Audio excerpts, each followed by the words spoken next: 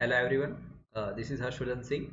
So today we are going to start our very first video of legal GK for various judiciary exam.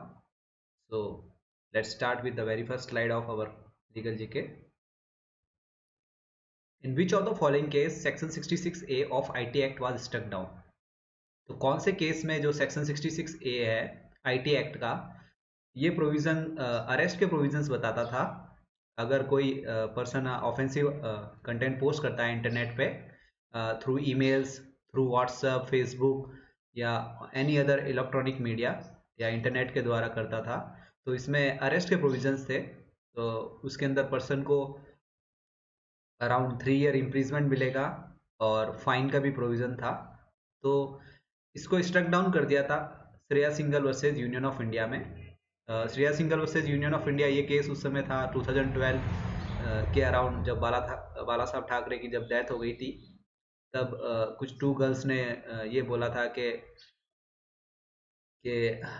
Around they have use the power of section 66A, और उन्हें book कर दिया गया था कि वो post नहीं कर सकते किसी के खिलाफ, और अरेस्ट कर दिया था।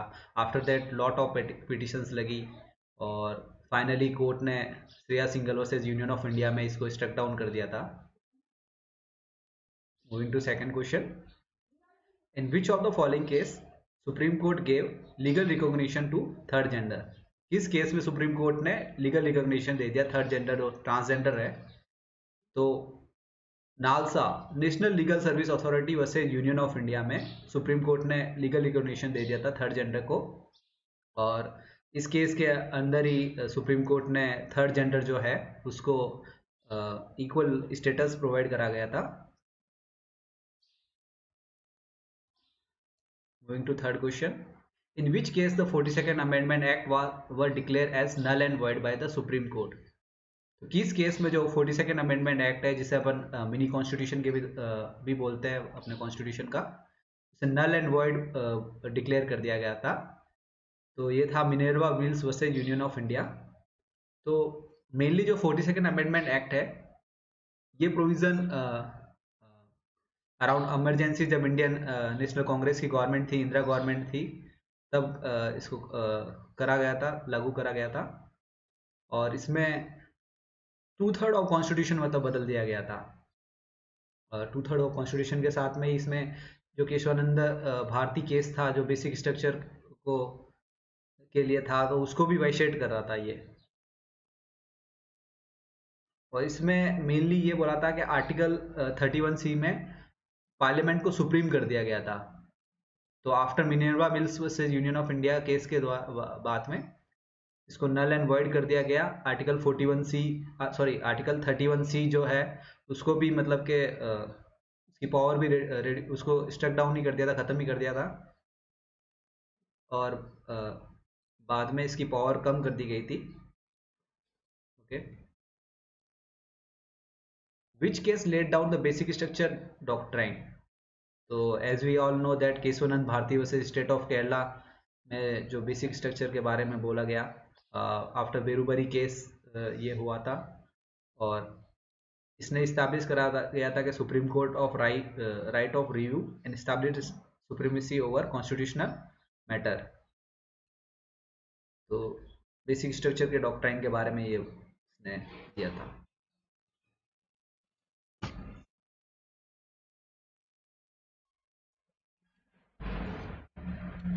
Moving to question number 5, which case laid the guidelines for sexual harassment at workplace?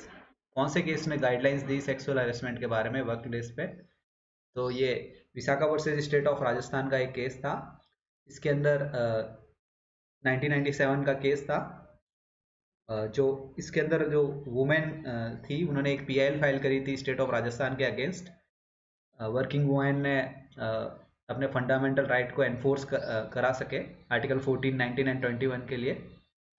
और इस केस में justice Verma justice JS Verma भी मतलब एक जजेस की बेंच में थे। आफ्टर दैट ये कमिटी निर्भया केस में भी फाउंड हुई जस्टिस JS वर्मा की, जिससे क्रिमिनल लॉ में अमेंडमेंट हो सके और ट्रायल क्विक हो सके। तो ये सब इन्होंने एडवाइस करा था। Okay. The court laid down basic guidelines for power of president rule in,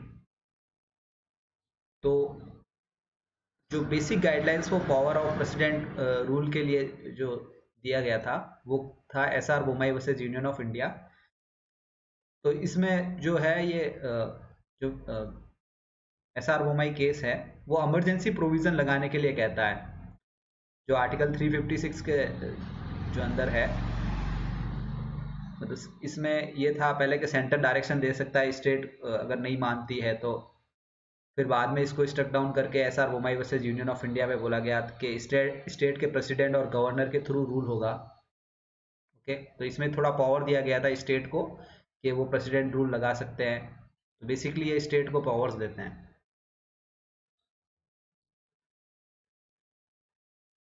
the court held that Jat reservation is unconstitutional in, तो कोर्ट ने कौन से केस में जाट रिजर्वेशन को अनकॉन्स्टिट्यूशनल बता दिया था?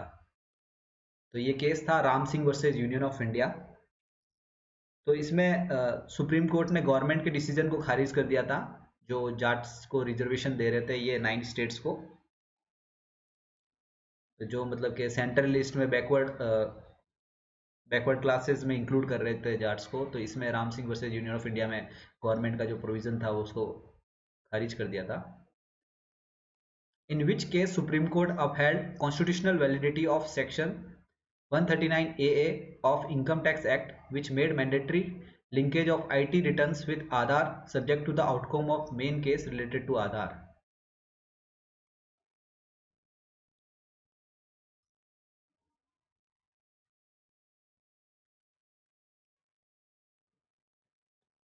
तो विश्वम सोम वर्सेज यूनियन ऑफ इंडिया में ये बोला गया था, विश्वम सोम वर्सेज यूनियन ऑफ इंडिया में ये बोला गया था। और यहाँ पे पार्लियामेंट फुल्ली कॉम्पिटेंट थी सेक्शन 139AA जो इनेक्ट करने में।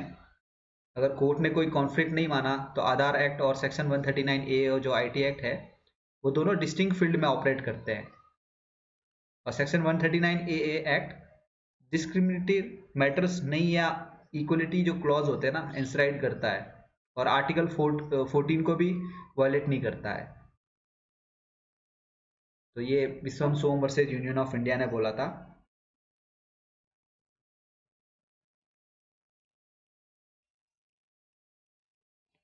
ओके,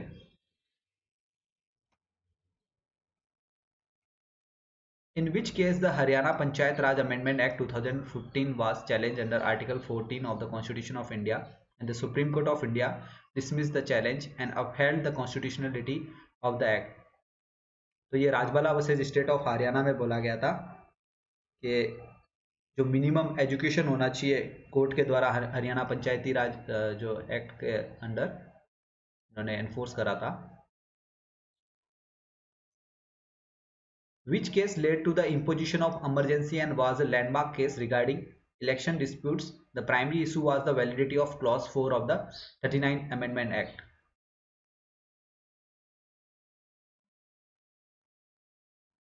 तो राजनारायण वर्सेज इंदिरा गांधी में ये बोला गया था। कौन से केस में लेड करा था इम्पोजिशन जो इमरजेंसी है ना, एक लैंडमार्क केस है regarding election dispute. The primary issue was the validity of clause 4 of the 39 amendment act. तो राजनारायण वर्सेज इंदिरा गांधी केस में बोला गया था। इसमें इंदिरा गांधी को इलेक्ट्रॉल डिस्प्यूट करते हुए पाया गया था। इस केस में ये बोला गया, ये लैंडमार्क जजमेंट है regarding election disputes. The primary issue was the validity of clause 4 of the 39 Amendment Act. Okay, thank you. Follow us for